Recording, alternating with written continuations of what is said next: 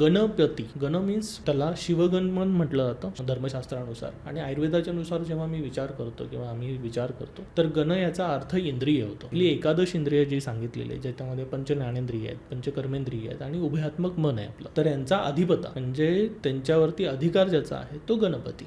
असं म्हटलं जातं की तुम्हाला जेव्हा साधना करायची असते किंवा सतोत्कर्ष करायचा असतो तर त्यावेळेला तुमचा इंद्रियांवरती कंट्रोल असणं गरजेचं आहे. याच्यासाठी तुम्ही गणपतीची आराधना करा. गणेशाच्या आजूबाजूला 2 रिद्धी आणि सिद्धी असतात. बरोबर. रिद्धी ही नेहमी आपल्याला लक्ष्मीचं प्रतीक मानलं जातं आणि सिद्धी हे सरस्वतीचं प्रतीक मानलं जातं. गणेश हा एकमेव असं देवता आहे की जो तुम्हाला बुद्धी आणि ऐश्वर हे एकत्र देतो.